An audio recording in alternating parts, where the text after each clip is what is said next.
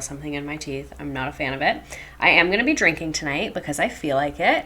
I hate that I have my glasses on. I hate streaming with glasses on because the ring light reflects in them. But I'm out of contacts right now. Did I order more contacts? No, absolutely not. No, I did not do that. And normally when I do the podcast, I can just be blind and that's fine because like I can see faces and stuff. But I can't read the chat without glasses. So sorry about it.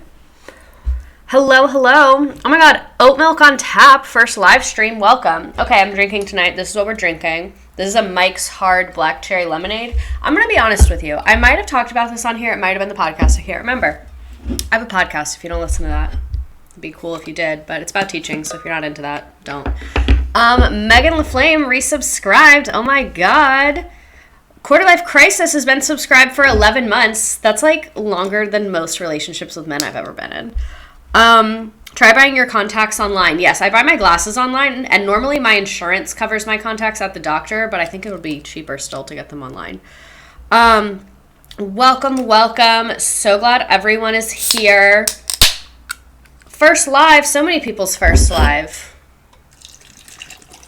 Ta-da. Subscribers more dedicated than Mr.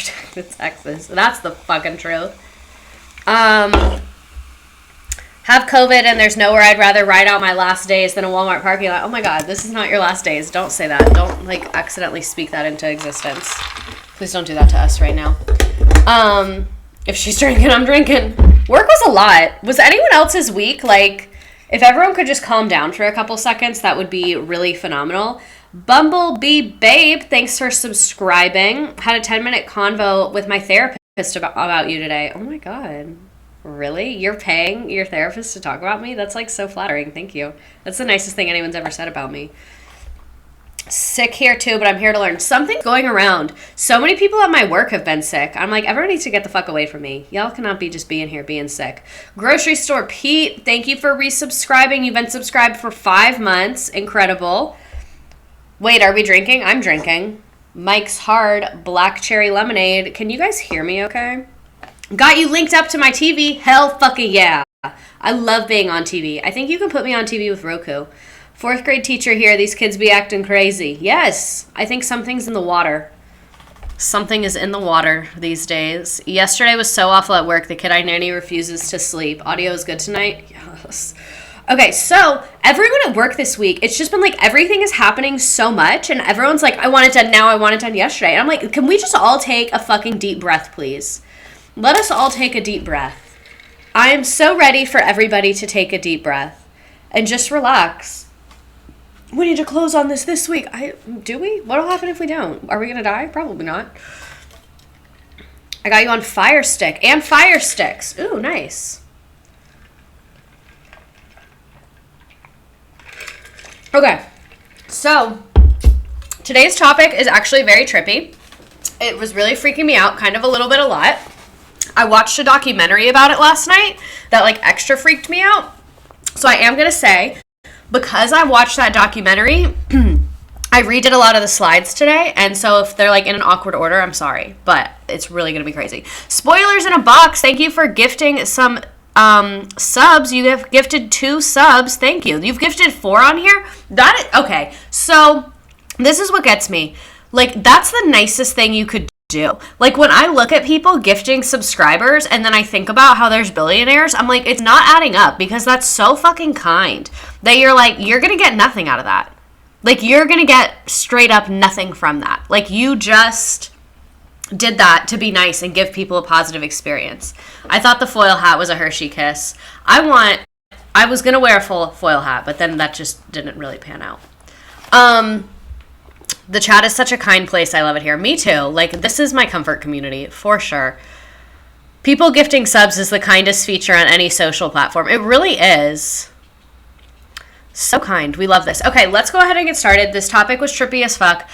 I watched a movie last night that was, I'm going to be honest, it was amazing because I'm into this, but, like, don't think that it's gonna be like watching a like very high level production. Like, the guy's voice is just kind of narrating. Like, it's an amazing movie with amazing content, but I paid $4 for it on Vimeo. That should give you like context of what kind of movie this is. Me and my long distance bestie sit on the phone and watch you every Wednesday. I am crying. Elliot Spade, that is the most beautiful goddamn thing that I have ever heard about in my entire life. That is beautiful. It's Twitch etiquette not to ask for a gifted sub. Oh my God, stop. Not there being etiquette. Wait, that's actually so cute. It really is. Hear from the pipeline. Okay, so if you're new here, we talk about the pipeline. The pipeline is everyone goes from, oh, where's my phone? Everyone goes from TikTok to YouTube to Twitch. Some people skip YouTube. We love a skipping YouTube. Lizard Juice, thank you for subscribing. But, yeah, that's the pipeline that people go through to get here. First time catching one of these lives. Okay, let's go ahead and get into it. We're going to talk about the government influence on entertainment and film. We're going to talk about the CIA, and then we're going to talk about how it started, then we'll talk about the CIA, and then we'll talk about the Department of Defense. So we'll kind of have it's not going to be a perfect chronological timeline, but I think chunking it like that will make the most sense to you. You skip YouTube when the TikTok live dies. Yeah, you do. You do skip YouTube when the TikTok live dies. I'm stopping doing the TikTok live because I get banned every single time, and I'm just really afraid it's going to cause my account to get taken down. So I'd much rather just not do that instead of risking my account getting taken down, because that would be sad for me. You know what I mean? And I've already had just so many violations that I feel like I'm on their shit list. Okay. Let me make my screen a little bit of a different size. Can you guys hear the cat outside? Do you hear them? Why isn't this changing size? God damn it. Okay, here we go. Let's do it. Got inside. No, I don't think they like it in here. They're not mine. They're my roommates. So I think they just kind of get freaked out if they're in here alone with me, because they are in a room they're not used to being in, and then the door is shut and their mother's not there. So how many TikTok violations have you gotten for what? I've gotten a lot. I don't even know. For a while, I was kicked out of the Creator Fund. Couldn't participate in that. And then I've gotten a bunch of videos taken down for hate speech against men, which, when I posted it, I wasn't really thinking about it from that angle, but I guess I get it, that you do have to moderate a platform and you can't be selective about it, because that just, opens a Pandora's box, even though they are selective about it. But anyway, I digress. And then a lot of times on live, I get taken down for hate speech. Yeah, hate against men. I'll be like, men do this, and it's terrible. And they're like, this is hate speech against men. And I'm like, well, it's not true. Or it's not hate speech if it's true. If I'm saying it happened to me, I don't see how that counts as hate speech. Congrats on the engagement. I am not engaged. I am fully not engaged. See an engagement ring? You see a lot of rings. None of them are for engagement. We are good on that front. We have not lost a soldier to that. Oh, Grocery Store Pete, you are. Grocery Store Pete, congratulations. I missed your message. Congratulations, you got engaged? Oh my God, my coworker got engaged this week. I love when people get engaged. Being proposed to seems so flattering, I must say. Marriage, I'm on. But being proposed to? Oh, I would eat that up.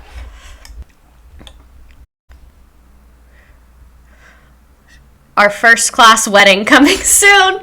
Did you guys meet in my class? The energy completely changed. No, literally, because I was like, me getting engaged? You could hear my discomfort. I know that my awkwardness was literally just radiating. And then when I found out it was Grocery Store Pete, I was like, oh my God, it's you? Yay, this is amazing. There will be a Zoom link. I wonder if I can stream the Zoom link to be at your wedding. I got engaged a month ago, getting married in 2 weeks. He's in the military. I'm going to urge you to think about that. You know what I mean? I'm not going to tell you not to do it, but I am going to urge you to make sure that you are doing it and you want to do it. You know what I mean? And there's really no rush for anything ever. Honestly, there's absolutely no rush for anything ever. I would let you officiate my wedding. My mom can officiate weddings. She got it online. She always makes this joke that it is funny, but I've just heard it too many times, where she goes, I can officiate weddings and I have 100% success rate, because she's done it twice and both of the couples are still together. So she always says that all the weddings she officiates, she has 100% success rate. We could have a bachelorette party stream. We've been together for 5 years. Okay, good. When you said we got engaged a month ago and then we were getting married in 2 weeks, I was like, okay, maybe let's think about this. Audio is a bit loud. Interesting. I'm having the opposite problem on the podcast. Is that better? Your hair looks really good. Thank you. I washed it the other day. I did the Dyson Airwrap, but only on like this piece right here. Actually, was it this piece? I don't know. My hair can't hold a curl, and I just wanted to see if I knew how to use it, which I don't. History of bachelorette parties. Oh, I feel like that goes back super, super far, but maybe. Clearer tonight than the last couple weeks. Okay, great. I don't know why. Bro, just turn your volume. But, okay, so at the bottom of my screen, it gives volume levels, and it'll turn red if it feels like it's too loud, and it turned red when they said that. So I was like, oh, wait, maybe.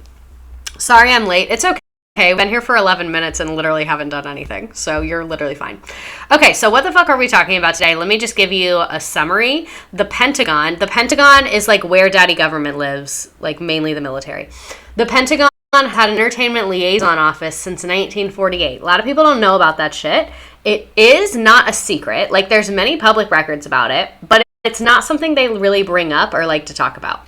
Files were obtained mainly through the U.S. Freedom of Information Act that show between 1911 and 2017. So this started right before World War I. Well, it depends how you define right before. That show between 1911 and 2017, more than 800 feature films received support from the U.S. government's Department of Defense, a significantly higher number than previous estimates indicated.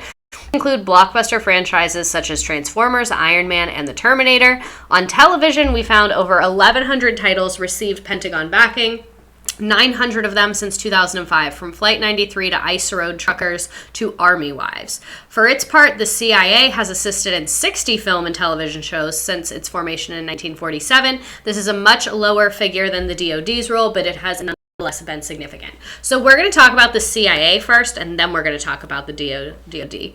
Not Army Wives. Is this why they can't pass their budget audits? Probably. When y'all see how much, y'all are going to be like throwing up over this stream. At work, I was so cranky because I had watched this movie the night before, and I was like, I don't give a fuck about anything. Nothing matters. Y'all are going to be sick when you hear about this. Ice Road Truckers is nothing sacred. Let's get into this. CIA stands for constant action. Oh my god. Okay, but what do Ice Road Truckers have to do with anything? Y'all, they were involved in Pitch Perfect 3. If you think Ice Road Truckers is bad, why the fuck are they a part of the Pitch Perfect franchise? Literally, why? Wait, what? Nothing is sacred. Y'all, like, you're gonna be shook. Just wait. Just wait. Pitch Perfect. I knew y'all were gonna... I had been saving that to the end, but that's spoiler. That's what we're ending with, is Pitch Perfect. So just know, we're starting small. We're ending with Pitch Perfect. So those of you that like to hang out the first, 30, 45 minutes and then leave, it gets better at the end. Just call her Sergeant Anna Kendrick. And the girls have nothing. No, but they was on some government sauce on that movie. Nat likes green tea. Thank you for subscribing. Brie Page, thank you for resubscribing for 4 months. Oh my god, we love 4 months. Oh my god, my community contributed a total of 13 sub gifts. That is so nice. That's literally like doing the Lord's charity work. Pour one out for my acapella girlies. Okay, so why is this happening and when did this start? This relationship goes back as far as 1910, 1911. Sued is the author of a book called Guts and Glory, the making of American military image and film. He is like, oh, this is like, I could do a stream just about him and how he was actually in cahoots with them, and his book didn't leak any of the crazy shit, but he knew about the crazy shit. And then when he was writing his book, literally there's tapes of him being with the Pentagon and then being like, delete that shit on page 8. And he's like, yes, daddy, consider it deleted. So Lawrence Suede, like, some quotes are from him because for years he was the expert in this, but a lot of the stuff in like the 70s, 80s, and 90s, he completely covered up. So that's why we're going to hear about him in like the old part, but not in like the new part. Hollywood and the CIA literally kiss sometimes. It's so gross. I don't know what chat of the night is going to be. I don't know if there will be a chat of the night, but that is definitely a top contender. Were they involved in the making of West Wing? I don't know, but probably. Pretty much any time you see military planes or equipment on TV, they were involved. It's like a good rule of thumb. I thought we're not supposed to say rule of thumb anymore. Anyway, I think I cut my finger and my toe. That's jarring. Okay, so anyway, it goes back to as far as 1911. Back then, it was focused on filming an air show or movies about World War I. This is in the game. This is in the game. At the end, I'll ask you, what war did this start in? The answer is World War I. The connection was really cemented with the 1927 film Wings. The movie featured over 3,000 infantrymen as extras, plus military pilots and planes from the U.S. Air Force, and it starred Clara Bow, the original It Girl, as a love interest two men fight over, enlisting in an effort to become combat pilots to win her affection. So literally, the first one was government propaganda. That was like, if you fight in the war, you could get pussy. Just so you know. Just so you know. That's the best way to get pussy, is to come fight in the war. Why no rule of thumb? So, the rule of thumb comes from a law that said husbands could beat their wives if the item they were beating her with was less than the width of the husband's thumb. So that's where rule of thumb comes from. So that's why some people don't like to say that anymore. BOGO bitches and PTSD. Bitches and PTSD. Enlistment increased to 10 million % after that. You are lying. I am unfortunately not lying. There are many times that I wish that I was lying, and I was not. How the fuck does that make any sense? Sorry. I thought more people knew that. Okay, but anyway, they made this movie, and they realized it was really, really good for military recruitment. It was a huge critical success and financial success. The reason for that is the unparalleled authenticity filmmakers were able to achieve by the virtue that the Army Air Corps gave them a lot of access. So obviously people like realistic movies. People want to watch a movie and be like, wow, I really feel like I'm in that shit right now. So the fact that for the first time the military was like using their actual planes and it was in a movie, like, people were eating that shit up because they'd wanted to see the planes. And think about it, was like the 20s, so movies weren't that cool. So when they had, like, big fighting planes, like, people were into that. Here's the thing for it. I think, like, this is an aesthetic. This looks like something people would have, like, in their house as art to me.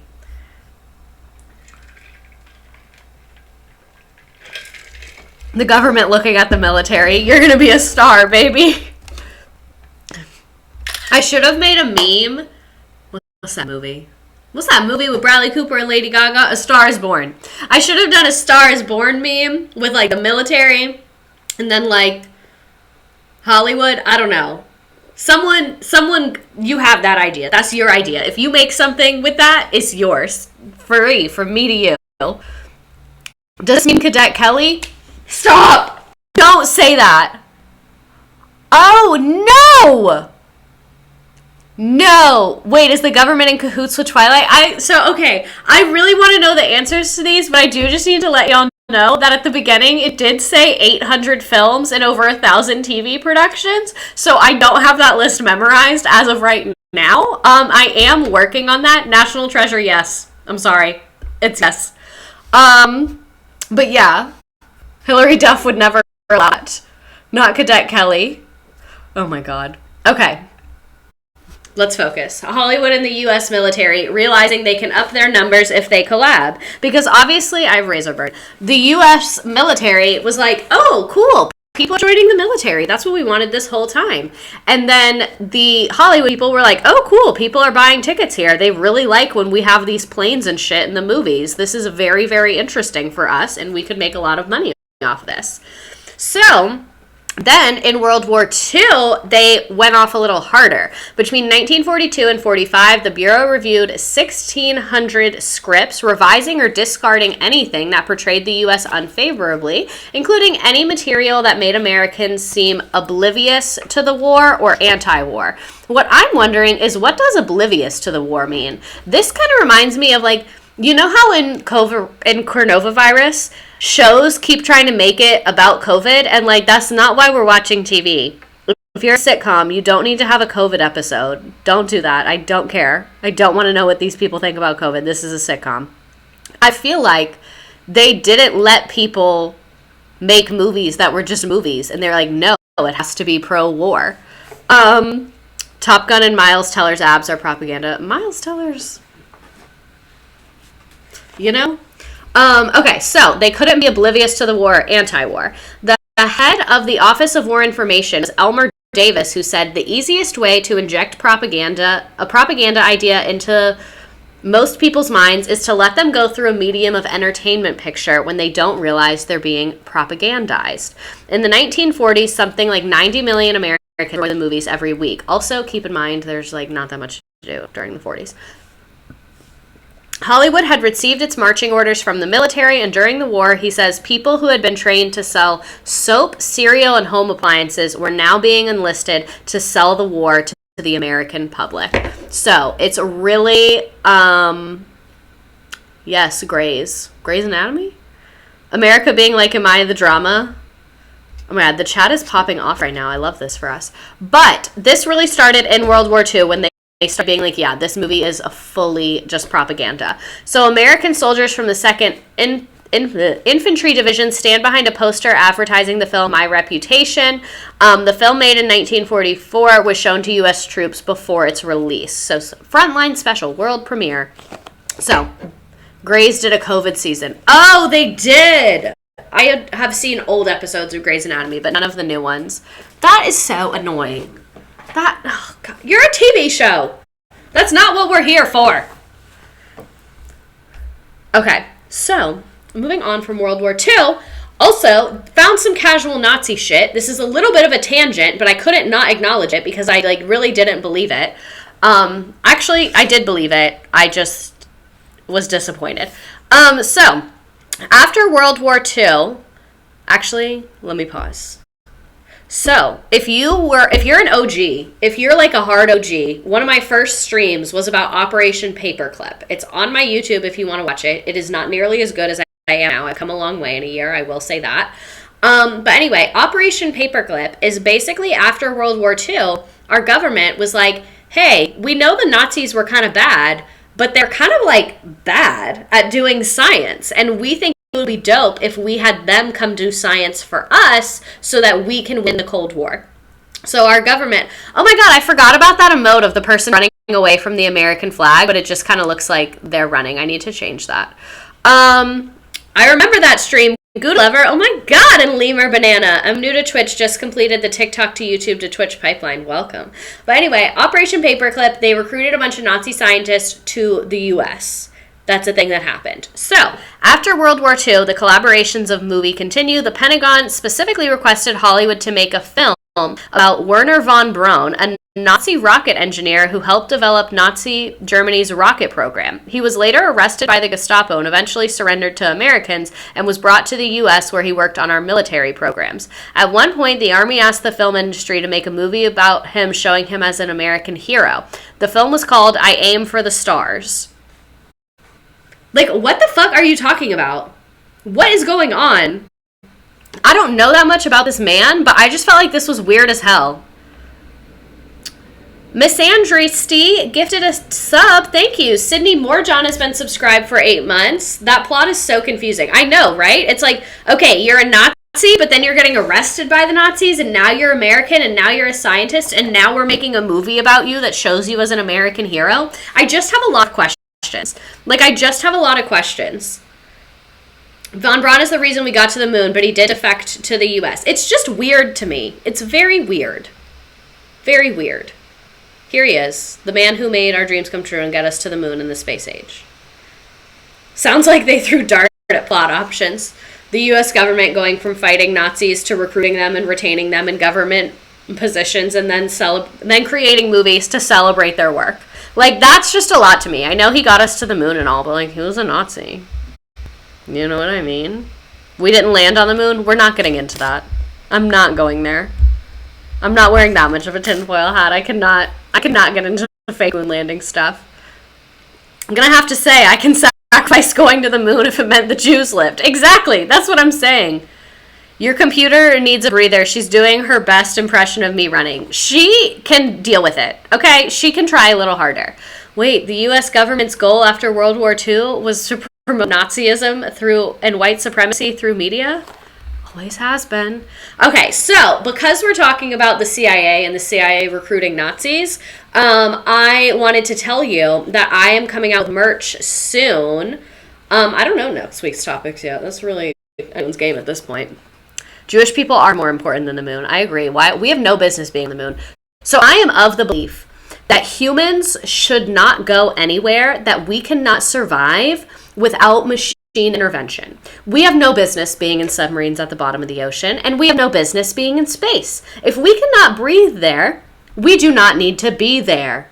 That's my theory behind it. The Rush merch you did not. Okay, so the CIA is a frat that won't go away because of their donors. Next week, you should talk about the Murdoch murders. Murder makes me sad. We have no business being on Mount Everest either. So whenever people die climbing Mount Everest, I'm like, no one asked you to do that. You know what I'm like? Why'd you do that? If we cannot breathe there, we don't need to be there. That's also like a really poetic mental health statement. Like if you're around someone and you feel like you can't breathe and you're anxious, you don't need to be there.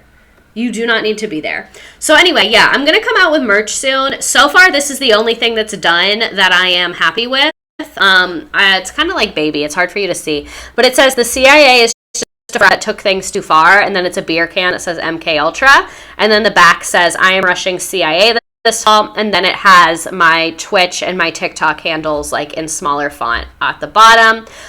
This same design will also be available in a hoodie or a t-shirt. Immediate add to cart. Can we send you merch suggestions somewhere? Twitter is probably best. Gonna get the t-shirt and crop it. Ooh, valid. Is this my sister wives closet? Was that an insult? I can't tell if that was an insult. Okay, but anyway, since we're talking about the CIA. So, ever since its inception in 1947, the CIA has been covertly working with Hollywood, but it wasn't until the mid-1990s that the agency formally hired an entertainment industry liaison and began openly courting favorable treatment in films and television. During the Clinton presidency, the CIA took its Hollywood strategy to the next level, trying to take more control of its own myth-making. In 1996, the CIA hired one of its veteran clandestine offers, Chase Brandon, to work directly with Hollywood studios and production companies to upgrade its image. We've always been portrayed erroneously as evil and Machiavellian, Brandon told The Guardian. It took us a long time to support projects that portray us in a light that we want to be seen in. Oh, you guys are talking about someone, but I don't know who it is. My Twitter is locked so my employer doesn't see me being weird online. You can also do Instagram or my email. Here, I'll put my email in the chat. Yeah, and my email's in my TikTok bio as well. Huh, wonder why they portray you that way. My email is a Walmart parking lot with 2 T's at gmail.com.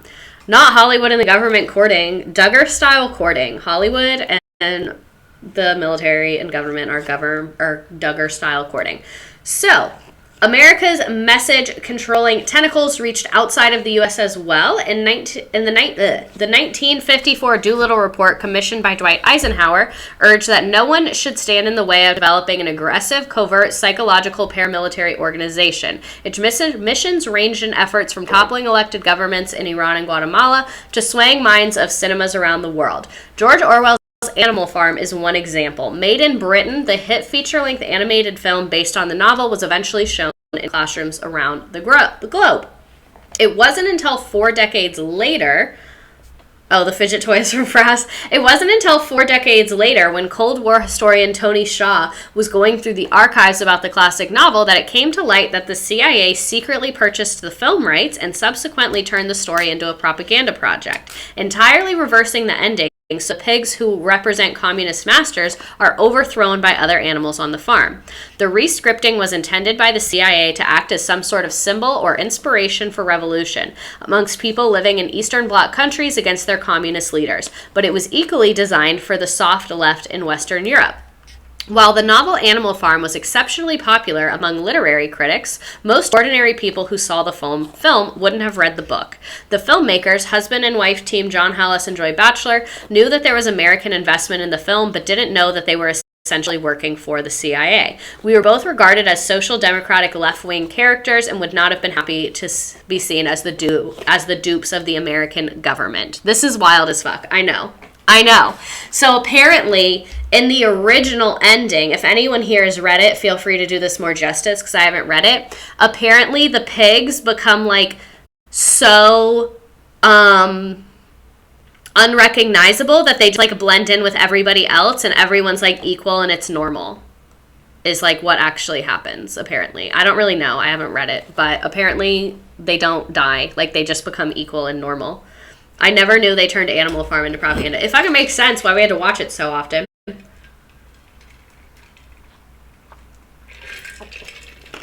My ice is melting and I don't have a straw. They turn human, essentially. Got it. I had to read it in high school. I only ever read it, never watched it. Interesting.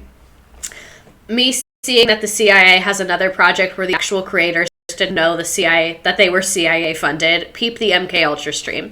MK Ultra is when the CIA was like doing LSD all the time and then giving universities money so that they could try doing LSD, and they were like, oh, we're doing it as science because we want to learn how to do mind control.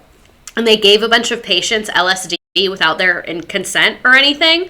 And that project is called MK Ultra. That's also one of my earlier streams. It is also on YouTube.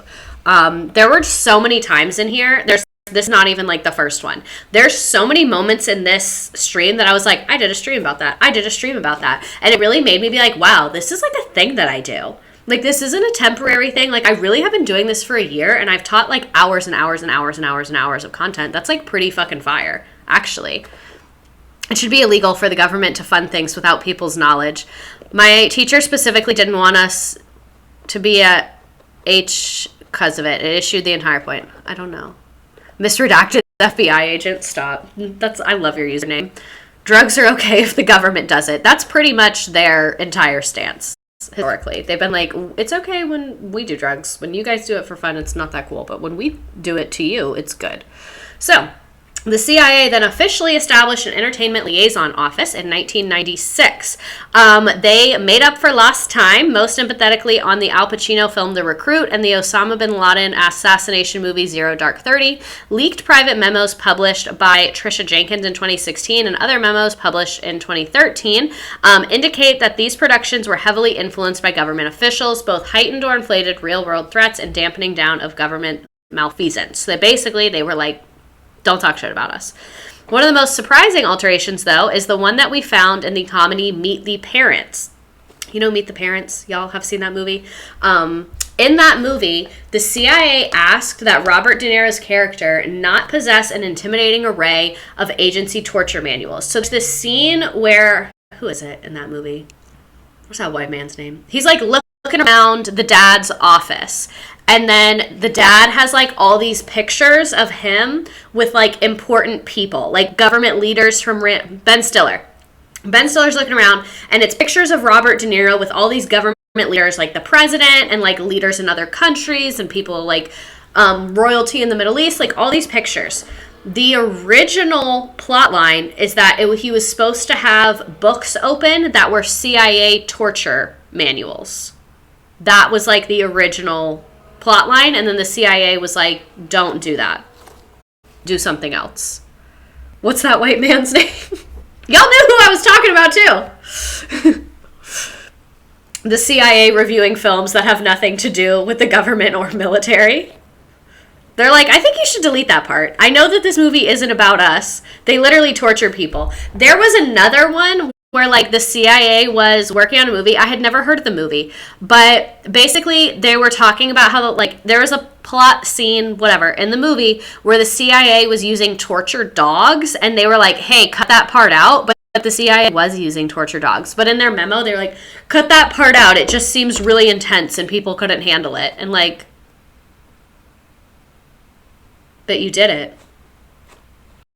Instead of the Bechdel test, we're going to need it as the CIA involvement website. Another great chat. They have their grubby hands and everything, for real. In 2011, Obama asked them to stop, so now they torture them less. I hate this godforsaken country. What the fuck are torture? They would like use dogs to scare people and like bark at them. I don't even know. I didn't look into the details because I don't think I wanted to know. So, a lot in this paragraph, it says like at Langley. Langley is like the Pentagon where the CIA headquarters is and a lot of the military is. So as Hollywood became increasingly embedded with Langley following 9/11, CIA employees often saw their public affairs colleagues giving various celebrities personalized tours of the headquarters. I can't tell you how many times this happened, recalled former CIA officer John Kirakow. They gonna kill him, that's for sure. He would regularly bump into a parade of Hollywood types, including Harrison Ford and Ben Affleck. He often wondered why these actors were allowed to walk around a top-secret facility. Because he's going to be playing a CIA guy in a movie? That's the criteria now? You just have to be a friend of the agency and you can come in and walk around. In the meantime, people who are undercover are having to walk through the halls with their hands over their faces because these people aren't cleared. It's insane. Oh, no, I didn't mean to be flirty sad. Oh, my God. So you're saying that if I get famous and do a military form, I'd get to tour the CIA? Honestly, probably. Probably. So Langley's investment in Ben Affleck and vice versa paid handsome dividends with the hugely popular film Argo that was directed by Ben Affleck, who also starred as the CIA makeup artist Tony Mendez. So based on a 2007 Wired article, Argo told I keep stuttering. Why is that happening? Argo told the true story of how the CIA recruit rescued several American hostages who set up a fake Hollywood production company and was pretending to shoot science fiction fantasy film in Iran. According to Richard Klein, a consultant who helps connect Hollywood studios with the CIA, Argo was the first movie to get permission to film inside the headquarters in 15 years. Side note about this movie, they changed a lot of details and there were massive failures of U.S. intelligence. Like the U.S. government did not do a good enough, does this mean miscongeniality as government involvement? So the U.S. government did not do a good enough job of intelligence and they didn't rescue all the hostages. And like a lot of that is just really glossed over in this movie apparently, but I haven't seen it. Not the CIA moonlighting as a Hollywood consultant. The CIA said, I have a side hustle. What's yours? They said, you only make money off of your job? That's crazy. We have a side hustle.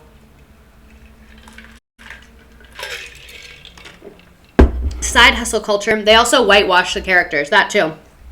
They're FBI, though, not looking good. They get their bag regardless. This is making me think about how much Criminal Minds I've watched. I'm worried about Criminal Minds. Everyone's worried about Criminal Minds. Okay, where was I? So, Argo, oh, here it is. Argo took many liberties with the truth, all of them geared toward making Langley and Hollywood appear more heroic. For example, the significant role played by the Canadian Embassy was left out for storytelling purposes. And despite the film's dramatic conclusion, there were no gun-toting Iranian Revolutionary Guardsmen racing in jeeps down the runway after a jet plane full of fleeing Americans. But the movie won over audiences with its entertaining tale of a real-life Mission Impossible-style caper while featuring the CIA in the most glowing light possible. In fact, Argo won 3 Academy Awards, reaped over $230 million at the box office, and ranks as the agency's most successful propaganda coup in Hollywood. Not excluding the Canadians. Spoiler alert for Argo. I'm sorry. It came out a while ago. For storytelling purposes. They're like, just for telling the story. Just for the purposes of telling the story. Oh, fuck, that hurt. Does the CIA control the Academy too? Honestly, maybe. Okay, where was I? But yeah, they changed a bunch of shit in this. There was also another movie that I was watching. Not watching the movie, but like was researching it and watching clips of it. That was about a different mission. It was like a lower tiered show. It was like a National Geo miniseries or something like that. And the veterans in it, and like it's not Geo, it's supposed to be like legit and professional.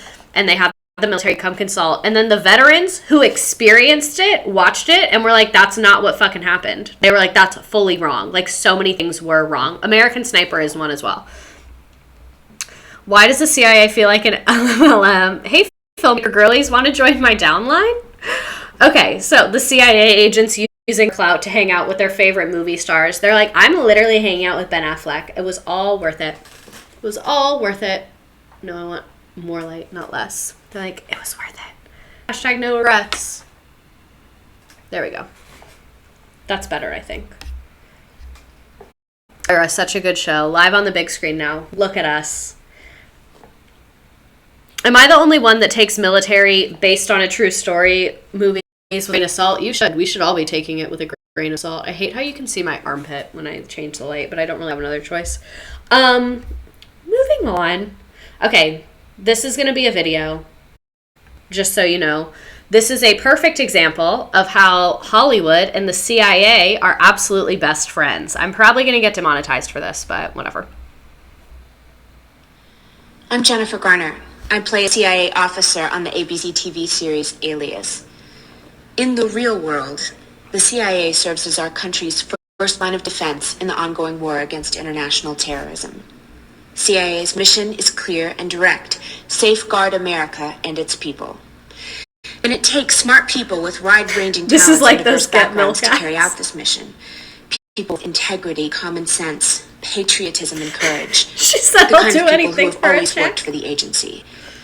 But since the tragic events of 9/11, the CIA has an even stronger need for creative, innovative, flexible men and women from diverse backgrounds with a broad range of perspectives. Right now, the CIA has important, exciting jobs for U.S. citizens, especially those with foreign language skills. Today, the collection of foreign intelligence has never been more vital for national security. If you're an American citizen and seek a challenging, rewarding career where you can make a difference in the world and here at home, contact the agency at www.cia.gov. I was trying to not laugh so y'all could hear her. The chat was so fucking funny. She's telling us lies. She said, I can get my bag from the CIA, and so can you. It's not fake. It's not fake. I promise you it's not fake. It really is giving Hunger Games. It looks just like that. In the arms of the angel. Thanks, I hate it.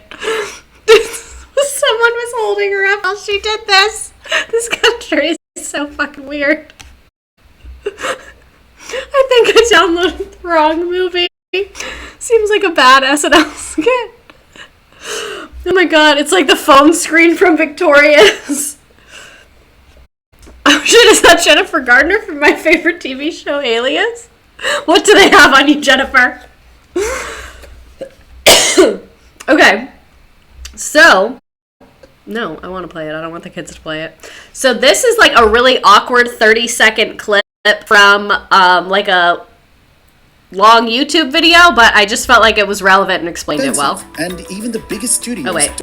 Okay, so the inclusion of military hardware in a film is... And even the biggest studios don't exactly have tanks, fighter jets, and technical advisors on hand. The Department of Defense is more than happy to help.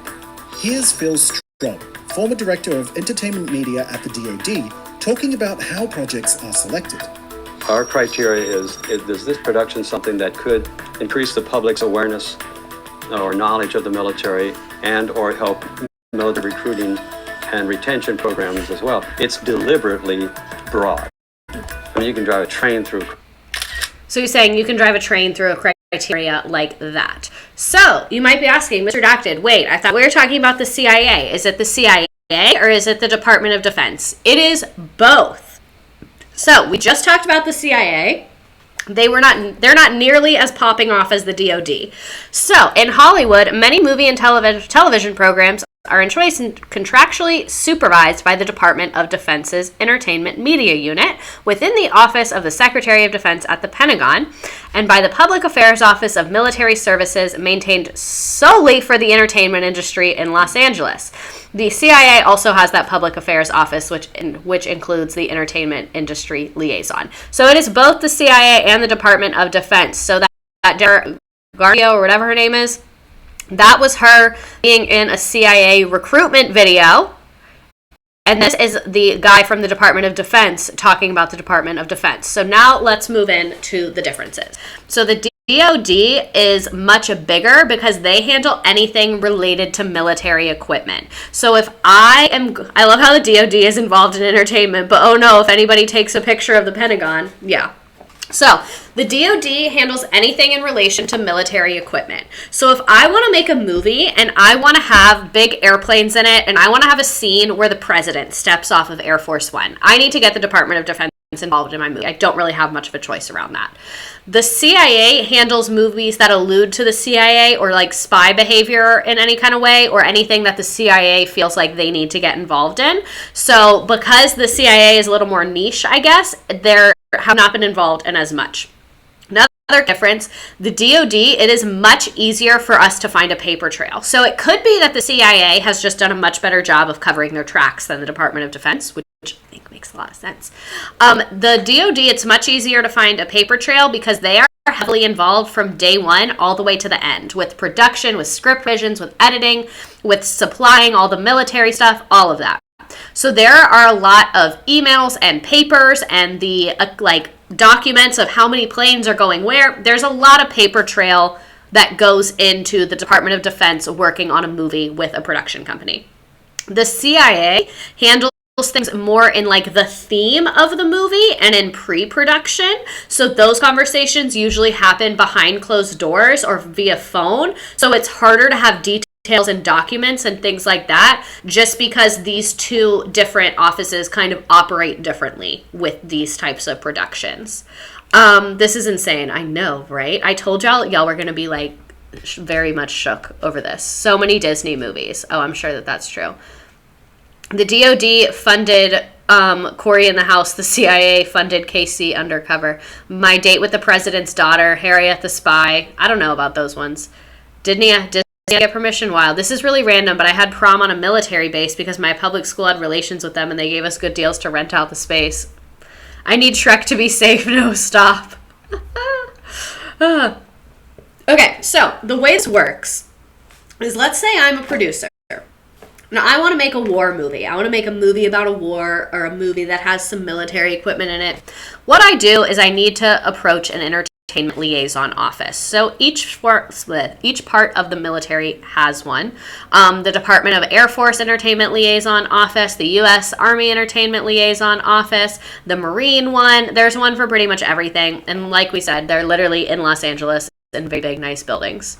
Not the Zendaya government collab, please. So the government funded Shrek, I just don't want to know. I'm too fragile. So basically, you go to those producers and you're like, hey, I want to make this movie and I need some planes and I need you to help me make sure everything is accurate.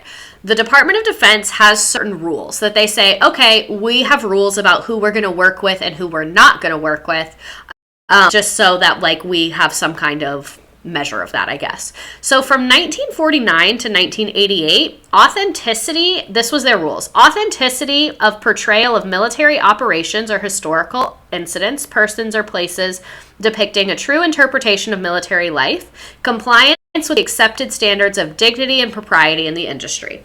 This is from the movie I watched, Theaters of War. It's on Vimeo. It's $4. It was a very good use of my time.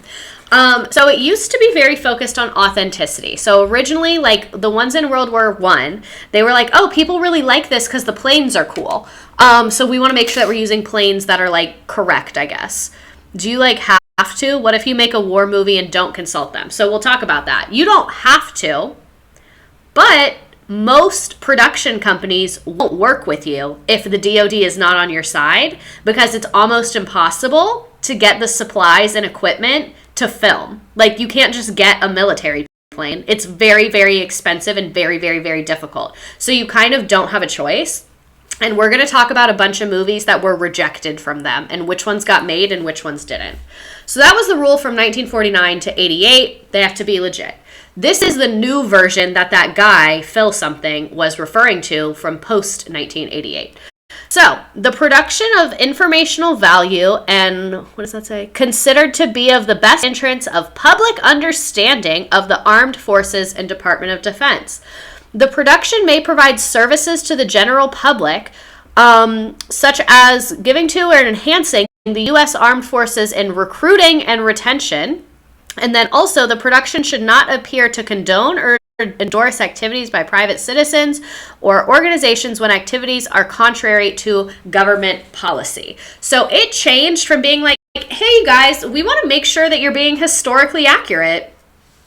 We just want to make sure you're not saying stuff about the military that never happened, and make sure that your little planes are the correct types. And then now they're like, if it's good for recruiting and makes us look good, we are into it. And if it is not, we are not into it. So that's the plan. King Julian in Madagascar was a CIA-sponsored caricature of Asian and Pacific Islanders the agency wanted to overthrow or delegitimize. I can't figure out if you guys are joking or not. I feel like some of you guys are actually saying things, and some of you are just making things up and joking. So, why the fuck does the entertainment industry put up with this? Like someone asked earlier. The relationship between, and this is that Philip guy who was in charge of the DOD's, what's it called? Entertainment liaison. Like, he was the in-charge guy of that. So he said, the relationship between Hollywood and the Pentagon has been described as a mutual exploitation. We're after military portrayal, and they're after our equipment. So, like I mentioned, they want the stuff. They want the supplies. King Julian was a joke. I'm so sorry, but maybe. Oh my god, this is slimy. This is a slimy, dirty stream. So, getting military-grade equipment if you're working with the DoD versus when you're not. So, most studios, like Paramount is one of them, that says if you don't have DoD cooperation for your film, we're not doing it because it's too expensive and it's not going to be as good. Like we said before, people like authentic movies. When you go to the movies, you want that shit to look real as hell. So if they're doing it with some like fake planes, you're going to be able to tell. And the movies like the Avengers and Transformers that are working with the Department of Defense and they have the real cool planes, those movies are just going to sell better.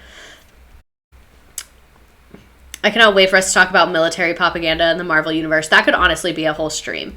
So the DoD also supplies consulting, crews to work on equipment, training, and other resources. So when they're flying the planes and taking the footage and all that, that is a military member flying that plane that is getting paid by the U.S. government.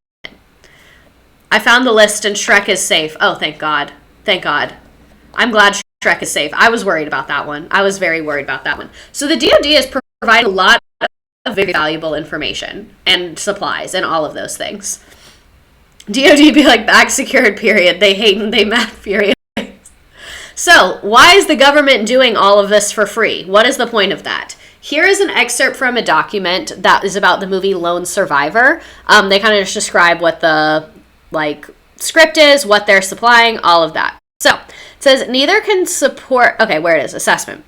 Support of the entertainment feature films like this reach far greater audiences, this is a government document, reach far greater audiences than any single news media story about actual events. Audiences are going to see the film and voluntarily sit through a 2-hour infomercial about the participation of Army Special Forces in one of many of our joint missions.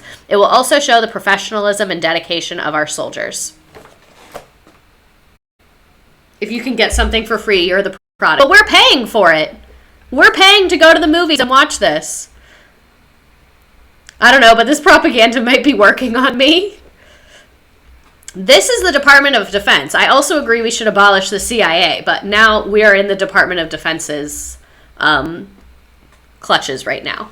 So the Pentagon has certain favorite people that they work with very, very frequently because they've built a lot of trust between them. So 2 of them, there's more, but these are 2 that stood out to me. Jerry Bruckheimer and Michael Bay. So Jerry Bruckheimer, that's Top Gun, National Treasure, Bad Boys, CSIs, all the CSIs, Without a Trace, Cold Case.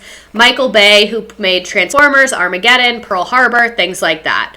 CSI. I Vote Redacted makes counter propaganda. We get radicalized every Wednesday at 7:30. What do you think this is? What do you think I've been doing here this whole time? Watching an ad for the military at a movie theater. So here's an example of something that they did. The Navy pulled out 20 Vietnam-era destroyers from storage to be blown up for Pearl Harbor to be made. So that's what I mean. Like, if this is what you're competing against and you've decided that you're not going to work with these people, you can't fucking make that on your own. When you put big boats in storage. Like, you literally can't make this on your own. Like, no amount of money can help you do this. Like, that's absolutely impossible. It's just not going to be as high production quality. That's awkward. It is awkward. Still not as convincing as the volleyball scene in Top Gun Maverick. We just blew up boats we had in storage that would have been cool history. Makes total sense. Exactly. I was very mad over this too, especially because I'm very passionate about the Vietnam War. This is worse than Kim K wearing Marilyn's dress. Seems like a waste of money. It's like a prom dress. They're not going to use it again. I bet Mythbusters could make it happen, probably. So, Transformers actually made history by being the first film to work with all branches of the military. The Department of Defense provided extensive support for the Transformers live-action film series, including providing actual United States military personnel to act as extras. So this is what I mean. I don't want to pay for this. When people are like, oh, I hate paying my taxes because I'm paying for a poor family to eat. No, you're paying for the military to be in a production. The military is just theater kids. You are literally paying for the military theater. That is it. At least the Coast Guard finally got its moment. I feel more bamboozled than by Michaela's eyelashes. The Transformers franchises feels like Y2K core. Oh my god. You're actually paying for Kevin to live his dreams as an extra. Like, alright, Craig here. Craig's got real bad PTSD. Always wanted to be a movie star. We thought if we could use him as the extra, that would just be great. That would mean a lot to Craig. I respect your energy right now. Thank you. I appreciate that. Love our tax dollars. Hard at work. The tax dollars are working. Craig's Make-A-Wish. So, who's doing this? This is that guy who was in the second video we watched where he was like explaining what they do. Phil Strub, he was the DoD Entertainment Liaison, once called the Oliver Stone King of Self-Appointed Blacklisted Filmmakers. So this is him at the screening of Transformers. Like literally they did an interview at the military screening of Transformers. I swear to God, if my ex is in a movie and I'm paying for it, instead of getting therapy, Craig gets to be in 2 seconds of a movie. Hashtag do it for Craig. All the taxpayers should be getting producer credits then. So that's the other thing, is that on a lot of these scripts, a very significant amount of the script was written by the Department of Defense. But the Department of Defense is not listed anywhere in the credits at all. The documentary I watched last night, their solution to this is they said they feel like at the beginning of every movie that had government involvement, it should have a disclaimer, kind of like an R-rated movie does, that says ideas and themes in this movie were created with input by, and then have the seal of every government institution that was a part of it. But then they're saying they're never going to do that because you're not going to go to the movies and then see that and then want to go back. No one wants to pay to get propaganda thrown at them. Thinking about being in the writer's room at the DoD, that is like hell. The libertarians are going to hate this. BRB asking my husband if his top secret clearance extends to this shit. My God.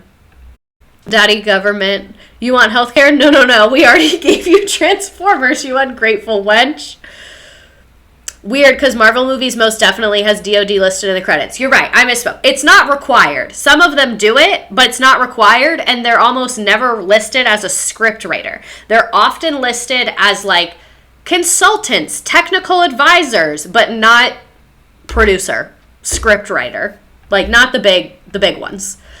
So, the government, whenever they see a movie that makes them look less than strong and perfect, rejected. So, where was I?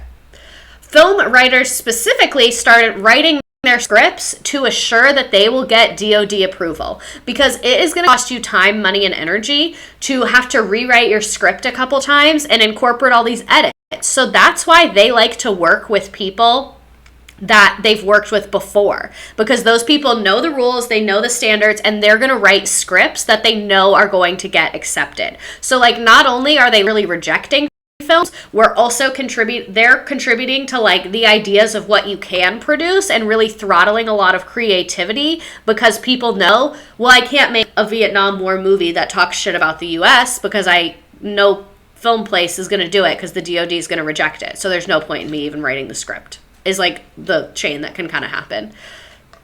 The right-wing people would gladly pay and watch propaganda. Oh my God. This is like writing a research paper your English teacher's going to eat up. Can we give the government an Oscar? Best producer goes to the Department of Defense.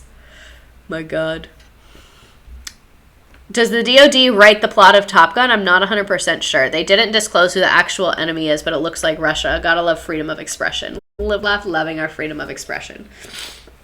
So, here's an example of a movie that got rejected. It's called 13 Days. It is about the Cuban Missile Crisis and how military leaders almost killed the entire Earth via nuclear warfare. The DOD rejected this film. They said, we are not going to produce this. That's a no from us. So the producers went to the Philippines and used their old planes. They're repainted right here and then shot on their military base. But you can tell, like, this looks very low budget compared to the ones that the DoD was involved with. So you can kind of see why people feel like they have to work with the DoD, because if not, it's going to be way more expensive and the results are not going to be as good. Oh no, don't minimize that. Okay. So here's a movie that got rejected. It's called Fields of Fire. When James Webb approached the Pentagon to ask for assistance making his Vietnam War drama Fields of Fire, he had every right to expect their support. He was a former Marine and a short-term Secretary of the Navy. He was a military veteran who had written the novel based on his own real-life experiences. Also, I can't confirm this, but I read somewhere that this is required reading for the Marines. Like, if you're a Marine, you have to read this book. So, it therefore should have met the DoD's demands of a reasonably realistic depiction of military life. However, it did not. While the Marine Corps was fairly happy with the script, the DoD felt like it portrayed them with a negative light and refused to work on the production. When the Navy Chief of Information did review their script, they listed a number of issues with scenes they were why can't I read? When the Navy Chief of Information did their script review, they listed a number of issues with scenes which they conceded were accurate, but that they did not want to be seen by a public. These included drug use, fragging. Fragging is when you kill someone's commanding officer. Murder of non-combats, and a scene containing a Marine masturbating. As a consequence, the film was never made. LOL, a veteran having experiences that paint the military in a negative light? Say it ain't so. I got lucky and had a Cuban first-gen teacher. We got the T on the Cuban Missile Crisis. Marines can read. Shut up. Makes you wonder with CGI what could happen. If more people manage to secure funding, what else could they manage? Yeah, that's true. I think technology is going to help this, in my opinion. Marines do not masturbate. They said, hey, bestie, we're not going to do that. We know that that's what happened, but we're not going to put that on TV because that would be bad for us. The DoD to any film that was honest about the Vietnam War. So in World War II, it was rejected, or it was rare for a film to get rejected. They really only rejected them if they were like wildly inaccurate. But during the Vietnam War era, that's on the game at the end. On the trivia at the end, that is a question. Let Marines masturbate. That is not going to be the hashtag that goes out of this channel. I'm so sorry. It's just not. But anyway, during the Vietnam War, that's when things started to get controversial. So that's when they started rejecting films based on like the contents of the film and the theme and them disagreeing with it. They said delete it, it's gone. So here is a GIF that shows some denials from the 80s and 90s. You can see how many films were getting rejected. I don't think most of these were ever made. There's no legal reason they couldn't be made. But most studios are not going to produce a movie without DoD support. So, these are the DoD's showstoppers. A showstopper is a reason they're not going to produce the movie. So this is a list of reasons that script gets a flat out no. Not a maybe, let's look into it further. These are the reasons it's like, nope, we're not going to be a part of that. Take it out or we're not coming and you can't use our toys in your movie. So here's the list. Losing wars, losing control of nukes, failure to prevent terror attacks, military incompetence, oil company influence, private armies. The U.S. engaging in the following: war crimes, illegal arms sales, drug trafficking, chemical and biological weapons, government coups, assassinations, torture. Things that cannot be shown in the ranks, meaning if it's about the military cannot be doing these things. Institutional racism, alcoholism and drug use, soldier suicide, sexual assault, friendly fire. Friendly fire is when you shoot someone that's like in your military with you. either by accident or on purpose. No, don't show these awful things. We actually do. Doesn't the U.S. participate in these anyway? Every single one of the things on this list, not only does the U.S. participate in, I would call us kind of a star student. All that shit happens in the ranks. Exactly. This is like literally our whole bread and butter. So you can't show anything. You can show Transformers. Transformers is totally fine. The way the slide has a scroll bar. The list of DoD showstoppers, things the U.S. military does great. Literally. Reasons we will not fund the movie. They're so good at being terrible. They said the U.S. military has made 0 mistakes. It includes everything we do. We are excelling. We are the number one in war. Optimus Prime is fine until he shoots Bumblebee. The DoD being humble, not wanting to show their best skills. Quite sad we can't showcase our country's greatest skills in film. I'm curious about JAG and some episodes of SVU that are about sexual assault in the military. So they talked about this in the documentary I watched. They showed an example that when they do show sexual assault in the military, in almost every single case of it on TV, this is what happens. A woman was assaulted. It's almost always a woman. Was assaulted. She doesn't want to report it. She doesn't report it. She doesn't want to. But the military finds out, and they care so much about her, they launch a full-scale investigation. That is kind of like the archetype of when they show sexual assault in the military on those crime shows. If you watch them, correct me if I'm wrong, I haven't seen every show. I don't think there's one where it shows someone reporting it and it getting ignored, which is the most common experience that people have. So the opposite of what happened IRL. Exactly. So if you have seen them doing these things, they're probably doing the opposite of what is truth. So same thing with institutional racism. In the movie about the Tuskegee Airmen, the original story is that their commanding officer was being very racist to them. But then they changed it in the movie, and it was a senator who came to visit them. It wasn't someone in military power. And then someone in military power defended them from that racism, which was not the case and not what they experienced. Propaganda does go crazy. We care. LOL JK. They said we care on TV. We care when it happens on TV. Not so much like IRL. We're not really doing that right now. So sorry. It's not an option. But on TV, we care very, very, very, very deeply. So, countermeasures. This was a film that included a weapons smuggling plotline, kind of similar to the Iran-Contra affair. So the government, or the entertainment office says, there's no reason to denigrate the White House or remind the public of the Iran-Contra affair. That's why they rejected this movie, and this film was not made, despite the fact that they already had big actors cast. So just because this plotline was similar to the Iran-Contra affair, they were like, nope, you're not making it. And again, you can still make it. You just don't get any of the supplies that your competitors do who agreed to this. They know we don't care. They care. We care. The U.S. government, guys, you can't tell the truth. It'll make this look bad. They said, we do not need to talk about that. They said, that's fine, actually. I don't want to talk about that. So this is a great question. What happens when directors disagree? If filmmakers and studios can't comply, support from the Pentagon can be withdrawn. For example, in the film Platoon, the Pentagon felt it was overly critical of the Vietnam War. In a confidential memo dated June 28th, 1984,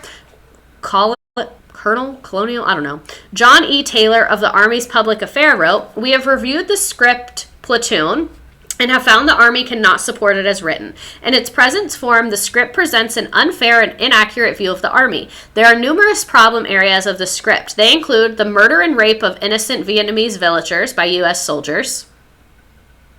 If you were here for any of the Vietnam War streams, we know that that was very common.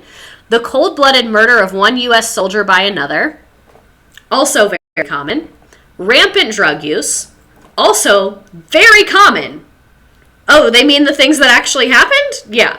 The stereotyping of black soldiers and the portrayal of the majority of soldiers as illiterate delinquents. So, I get what they're saying. They're like, you're making them look dumb. But the Vietnam War drafted men who didn't have access to education.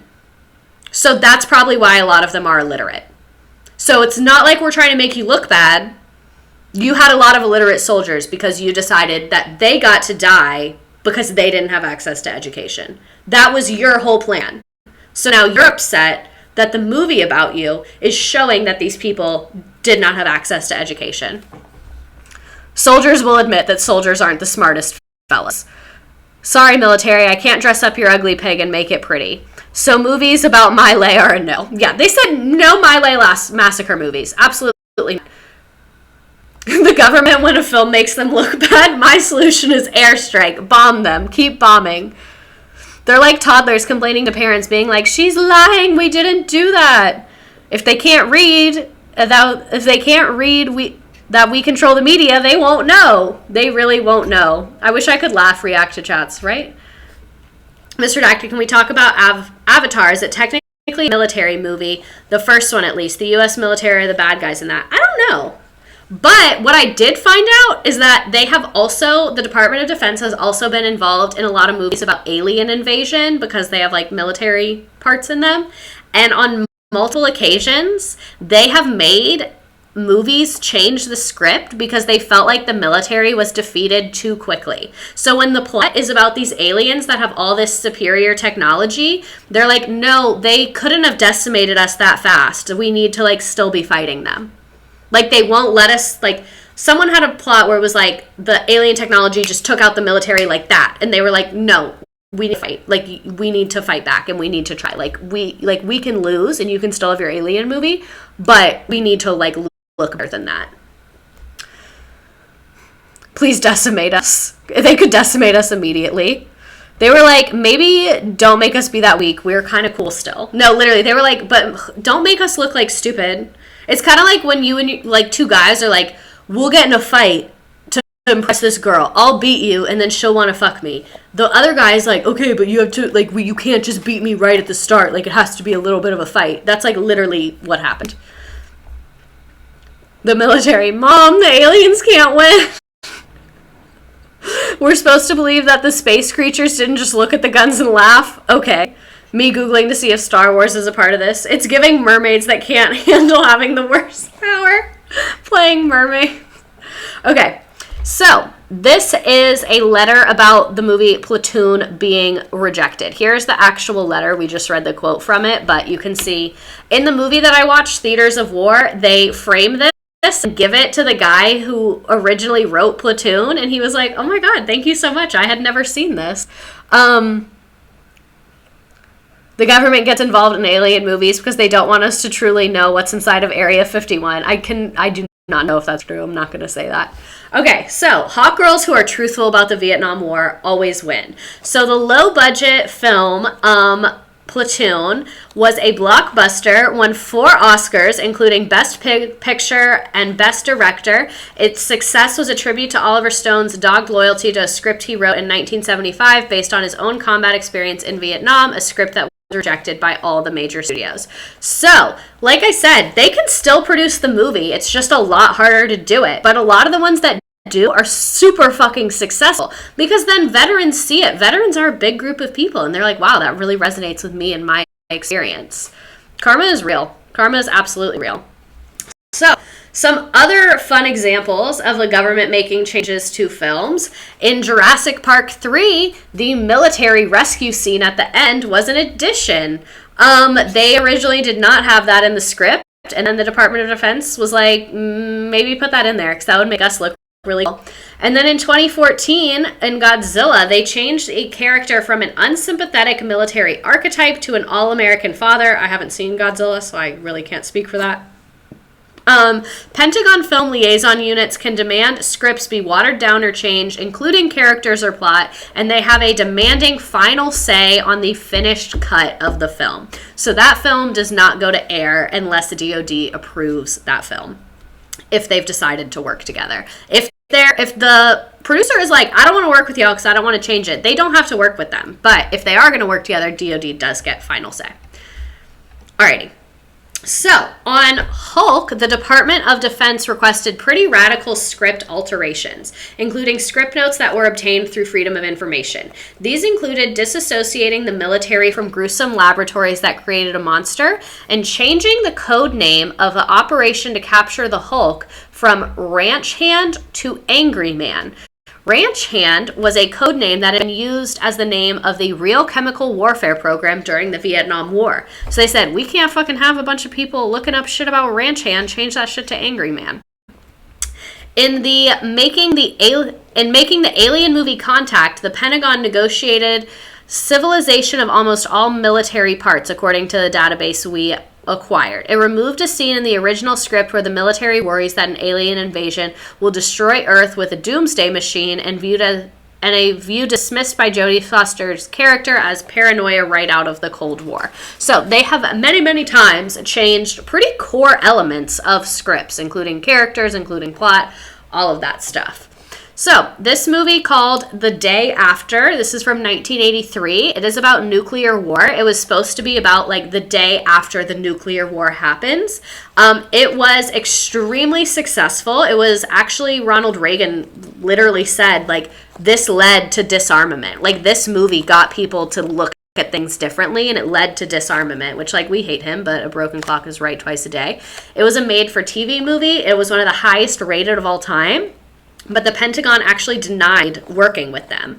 And they did not have that partnership there. So they say, where was I? This was one of their issues. It says, Mac's first two speeches. They indicate the U.S. has a launch-on warning policy. The fact of the matter is we do not, and the public should not be misled to believe that's what we do. A launch-on warning is that thing that basically it's like, if they fire their nukes, we'll fire ours before they get here so that we just kill each other. Like, use them or lose them. That's the line in the movie, is they're basically saying, we fire our nukes as soon as we hear theirs went off. And then the government said, that's not our policy, so we are not going to support your movie because that's not the policy. 1983. That was the policy from 1979 to 1997. That was the literal policy, was the launch on warning policy. It's like, as soon as you get the warning that the nuke is coming, you launch yours. That was the official policy. They rejected the movie because that was the policy. And one point that I think is really interesting is that if they had changed that and then they produced the movie, maybe it would have made people more in favor of nukes, because the movie made people less in favor of nukes, kind of because of that. Because people were like, this is fucking crazy. But if they had changed that, imagine. It's a great policy that expired before the whole Hawaii situation. What is the policy now, though? I'm sure we'll never know. 79 to 97 is kind of fun just because you're not wrong. You're not wrong there. So, moving on to Godzilla 2014. Did we already talk about this some? I think we did. See, I told you the order was kind of weird. So, this part really got me. This is one of the script notes. Rather than portraying a U.S. submarine in the Hawaiian jungle, it will be a missing Russian submarine. Why would that be there? Like, are there any major franchises unrelated to DoD like Lord of the Rings or Game of Thrones? Me and my boyfriend talking about this, I would imagine Game of Thrones is not related in any way to them, but you never know. There's no ethical consumption under capitalism. When all else fails, blame Russia. Exactly. I think there's more Godzilla stuff in here. So another change to Godzilla. Okay, so Swearza recounts father's recollection of Hiroshima attack. If this is an apology or questioning the decision to bomb Hiroshima and Nagasaki, that will be a showstopper for us. Again, meaning we're not going to produce that movie for you. So this speech where he talks about my father experienced the bombing in Japan during World War II, they completely cut that out, and he just gives a little speech about like trying your best, basically. He's just like, when all else fails, you have to blah, blah, blah. So this was the change that they made.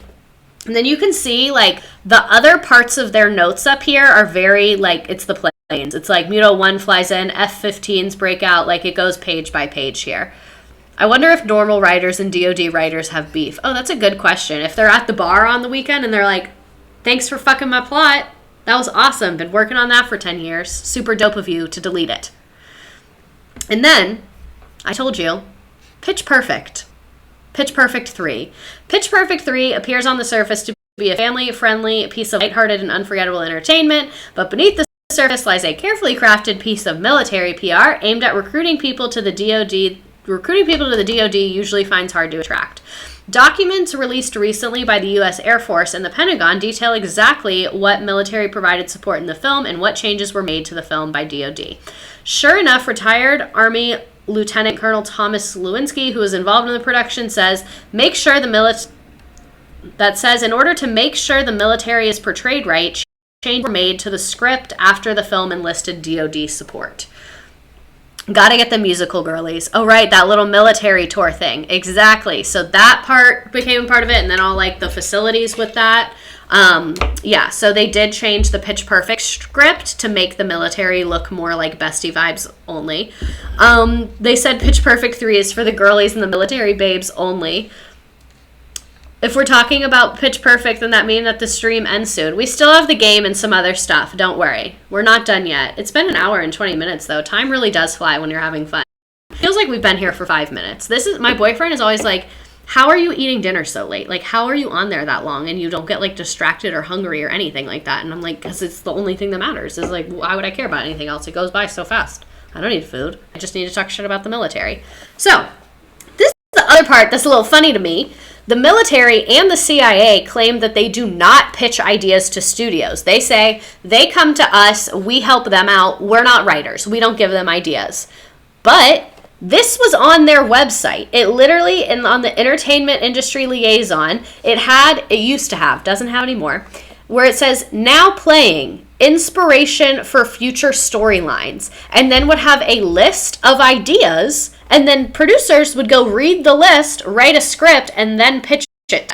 So obviously they're going to accept it if it was their own idea, and this is how Ben Affleck got the idea for Argo. Isn't that batshit crazy? Isn't that batshit crazy? We don't get ideas. No, you just give them permission. I just need to talk shit about the military. Oh, the shirt. I should make that as a shirt. That's a problem. I have too many ideas for shirts. That's why it's not done yet. So here is some documents from the working with Ben Affleck on Argo, now that you know where that idea came from. I wanted to kind of tell you it with the CIA stuff and then tell you about this, and we'll finish up with this. So, first of all, this is from... where is this? Okay, so first of all, thank you for agreeing to take the time out of your weekend to support and develop a close working relationship with the filmmakers on this project. So they're fully saying we have a close working relationship. It says the knowledge and enthusiasm that is instrumental to that process. And then this is where they're giving notes on the script. It says, I've reviewed the script, which I think looks good. The agency comes across looking very well. There is some science fiction thrown in the end for dramatic effect. For what it's worth, I enjoyed reading it. So again, the agency comes off looking very well, squarely rooted in the facts of the mission, even though we have already pointed out there are many factual inconsistencies here. Argo, more like I'll go because I hate this country. Acapella is the next weapon. What if the next war is a singing war? I think we'd win. The CIA and Department of Defense rewriting the narrative of failed military operations by creating movies that change key details and leave out major issues. There's been many, many cases of this where veterans who were there have said that is not how this happened, is not what happened. So I think it's a crazy form of propaganda of them like rewriting history and changing the way that people remember these events. Me revealing all of this terrible info and then having nothing positive to say. Sorry. We're going to play the game though. It's going to be great. The next Civil War is Biden and DeSantis having a riff of World War III Dance Battle Edition. Don't tell anyone I said that, because boom, military. Oh, funny. Launch on warning riff off. Gatekeep, gaslight, girl boss, government. Sometimes the propaganda be hitting, though. Okay. Let's play the frickin' game, you guys.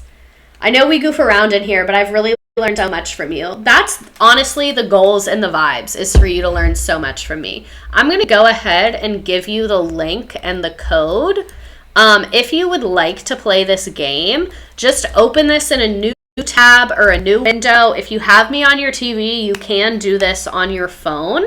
It might tell you to download the app. You don't have to. You just have to go to join.nearpod.com and then enter the code EQ3NS. So I just sent that in the chat again. Which game do we want to do? Maybe space. Oh no, Valentine's Day. It's February. Why don't they have a Black History one? Sorry, I didn't mean to. But anyway, if you want to join the game, that's how you join. And it's 10 questions. They're all multiple choice. It's just some fun trivia or depressing trivia about what we learned. You unfortunately don't get a prize because I am broke, but I'm hoping that once I have merch out, the winner will get free merch every week, but I don't really know how that'll work either. So I have nothing is really my final stance on that. I'll give you a couple seconds to pick out your little character people. If you put your government name on here, it will come up. You can put anything that you'd like as your name as long as it's not like a slur. We stand a Black History Month hours. I'm sorry. I feel like it's an educational platform. If you're going to do a holiday one, it's kind of an important one. I'll give you a couple more minutes to join. Like I said, it's 10 questions. Nearpod, that's how we know you're a former teacher. Why is there a Black History Month theme? You're telling me to hydrate, but I don't even know where my water is. Oh, it's over there. Just kidding.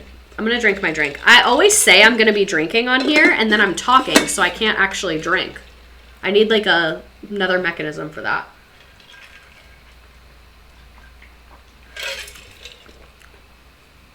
That was cute. Holy shit, there's 76 people in the game. Here, let me put the directions up again. So, if you want to join, you're welcome to join. If you don't want to join, the questions will be on the screen, so you can kind of like a drink hat. No, it's like I can't literally like drink because I'm talking, you know? Just inject that alcohol in your veins. Yeah, exactly. Just take like 3 shots. I hate shots. So this is what I need to do. I need to go to the fucking liquor store and I need to get stuff to make lemon drop martinis because I love lemon drop martinis and that's small and it's strong and they're so good. So then I can just drink lemon drop martinis on here and that'll be the vibes. I'm giving you a couple more seconds to join. You should make a Google Classroom we join to get the slides too. Originally, I thought about that. So way back when I started streaming like a year ago, I thought it needed to be really professional for some reason. Like I thought it needed to be very academic and I thought that like people wouldn't take me seriously talking about history unless I made it a very academic environment. And I thought about making a Google Classroom, but now I'm thinking of that in a different way. Just do what I do, which is almost choke on my water while trying to teach and drink at the same time and scare the kindergartners. So easy. Keep fresh lemons and some lemonade and vodka on hand. Yeah, exactly. I just need to go get vodka and stiff. Drunk history with Miss Redacted. Also, so I was thinking about this the other day because I drink sometimes on here, and one of my friends was like, you should do like a drunk history. And I thought about it, and I was like, I don't think I ever want alcohol to be like a part of my brand. Just because you never know what's going to happen to you. Like you never know, like a relationship with alcohol is so tricky. You know, you never want to put too much into that. Like you never want to make that so much of a part of who you are, in my opinion. You know what I mean? I just felt like I was like, I can drink and it can be a vibe, but I don't want it to be like, you know, like I just felt like I was very boxed in with that. And I'm like, because sometimes I don't like to drink. Like you guys have seen, there's lots of streams where I don't drink. Like sometimes I'm like, oh, I don't want that right now. So I was like, I don't want to box myself in with those choices. But I love a drunk history moment. So I'm just going to do it without saying that I'm doing it. I've got alcohol in my hair. Okay, I'm going to hit start on the game. It sound like I said the gay. Oh, I like this song. There we go. What did we learn about today? Doo-doo, doo-doo, doo-doo. I binged all of Teacher Quit Talk recently, and it's so good. 1010 would recommend. Oh my god, thank you. Ew. Why is my bank giving me notifications?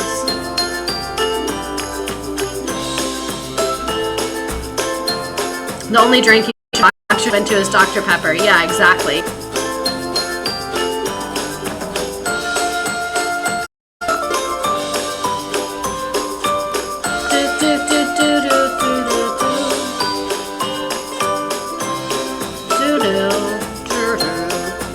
I joined the Patreon and I'm not even a teacher. Thanks for joining the Patreon and you're a subscriber. Oh my god.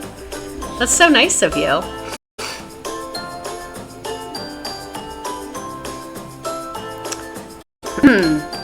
Between 1911 and 2017, more than blank feature films received support from the Department of Defense. Oh, open your Instagram DM? Yes, ma'am.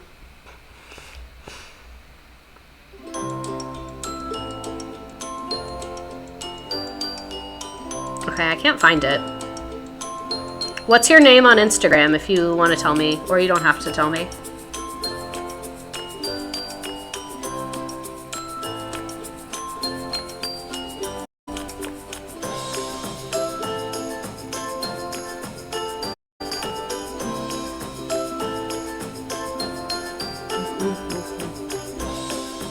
I can't find it. Email me. Whatever you sent to me, just feel free to email it to me because I can't find it. I'm sorry. Okay, let me read. The government first started working with producers during which war? It was World War I. Why is the Nearpod making me so competitive? I don't know. I also hate that I just like snorted my snot on camera, but whatever. The government was focused on encouraging anti-fascism and anti-Nazi sentiment in films following World War II.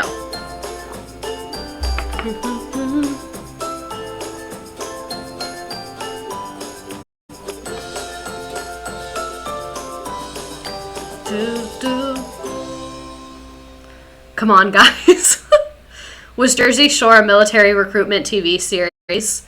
No, I don't think so.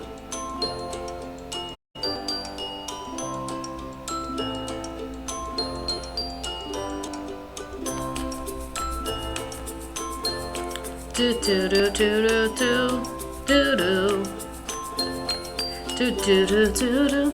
Sergeant Snooky ready for war. Why do producers want to work with the Department of Defense? Do do do do do do.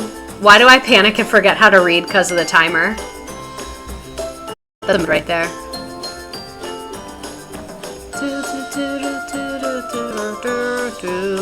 Stressed as fuck, but I'm in 6th right now. Mike, the Situation Room. Do do do do do do do do. The CIA and DoD approve most scripts and work with most directors. True or false?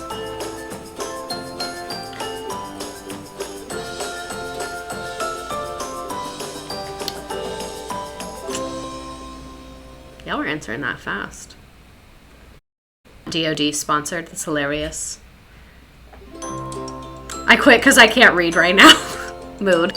I hate stuff like this. Like, I like facilitating it for other people, but I hate participating in it. Basic training consists of making t-shirts during the day and fist pumping at night. To be working in the t-shirt shop. What is the military's current goal with being involved in these productions? Do do do do do do do do do do do do.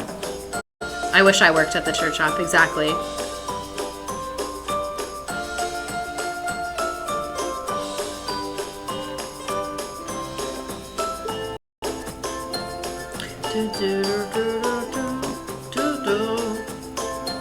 I'm still waiting for a Teen Mom episode. I don't feel like I can do it because I haven't seen any of the new stuff, like literally none.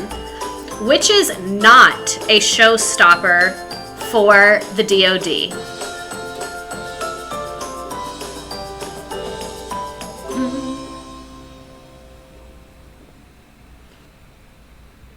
Please, Jersey Shore first. It would definitely be Jersey Shore before Teen Mom because I've seen all of Jersey Shore. I ask every stream. I'm sorry. I'm sorry, okay? Oh, damn it. I messed this up. I'm so sorry. I fucked that question up for you guys. I messed up. I did the reverse. I'm so sorry. Literally fire me. I deserve nothing. I deserve nothing. 0. I messed up that question, and that was terrible of me. I hate when I mess stuff up. Broke people should never laugh. I'm sorry. I feel like a failure. I hate that. No, I literally get so mad when I do stuff like that because, like, I want to keep this pure, and I messed it up. It's not okay. Do not talk about my teacher that way. Do y'all like how I made this timer longer because it has a lot of words? Y'all saw how I did that for y'all? I said this has a lot of words. Let me give it a 45-second timer.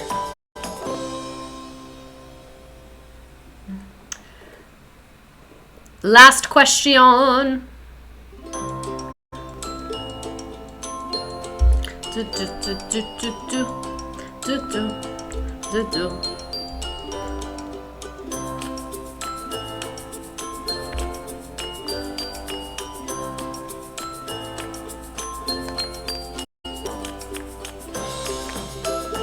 Pitch Perfect. Which was the first film to work with all branches of the military? Do-do.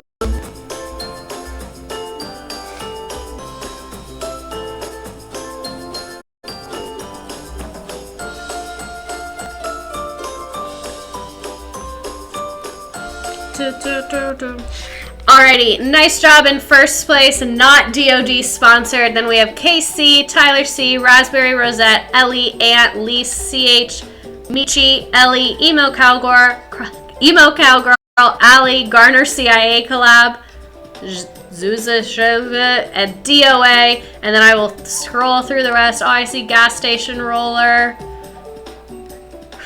a Walmart parking lot, car inside a Walmart. I see trash sunsets, lemur banana, I blame Ronald Reagan, Lizzie hates the CIA, CIA left tit, assigned bald at birth. Is that my boyfriend? You here? Reagan in Hollywood, Steve the military pilot who dreams of acting, the real Department of Justice, nice job, nice job. Alright, last but obviously not least, any questions, any memes, any knowledge? If anyone made that A Star is Born meme that I thought of, feel free to post them now. This is great. Immediately love. Hollywood, daddy government, misredacted showing us why we can't have nice things. Oh my god! Thank you! Thank you! The Star is Born! The Star is Born meme. Thank you! It's perfect. It's literally perfect. Need to see merch that says can't breathe here, shouldn't be there. The dog!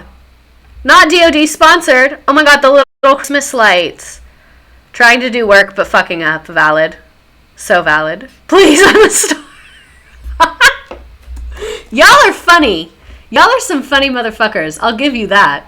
Y'all are hilarious. So many people have said that to me where they're like, your followers are the funniest. Like, other creators, people that watch a lot of creators, they're like, your chat is always the funniest. Your followers are always the funniest. What if the government was responsible for this too? Oh, that's your Instagram. Okay, let me find you. We're getting this done right fucking now. No, I don't want to filter. Instagram has the worst layout. They literally just ruined everything. See, I'll work with the way my Instagram messages come in is like really very odd. I'm just gonna look you up on Instagram. I think is faster. YDG.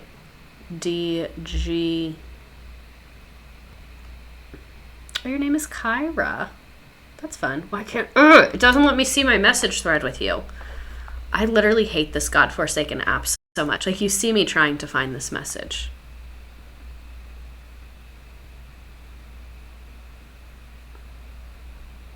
Okay, focus. Oh my god, everyone's animals. Oh my my God, look at everyone's animals. Too bad the military can't do this. Oh, wait, another meme. Hey, what? Give me good night. Stop. Matt, everyone's animals are so cute. My email is a Walmart parking lot with 2 T's because a Walmart parking lot with 1 T was taken. It is a Walmart parking lot with 2 T's at gmail.com. I'm loving seeing everyone's animals. Literally living for this, loving for this. I like that you guys can put pics on here. Have some more cats. I'm a fan of cats. Some cats scare me because they have like a really powerful aura, but I do respect them. I like the hat. I'm a big fan of everything we have going on right here. The tile, the hat, the parrot, the little nose spot. 10 out of 10. My friend Rachel is watching for the first time tonight because I told her how good your stream is every Wednesday. What the fuck is up, Rachel? I hope you had a great time. I love the name Rachel, personally. Big fan of that name. Did the song that Kendall from Dance Moms made have to be approved by the DOD? Oh my God, what if it did? Oh my God. Okay, this was super, super fun. I'm going to go make some steak tacos. Thank you all for being here. Rachel G, hi. Thank you all for being here. I felt like this topic was like super interesting. I felt like it was something we really could sink our teeth into and really depressing, but really, really interesting. Yeah, I just thought it was a really cool topic for us and that people needed to know about this and so that we can be better media consumers.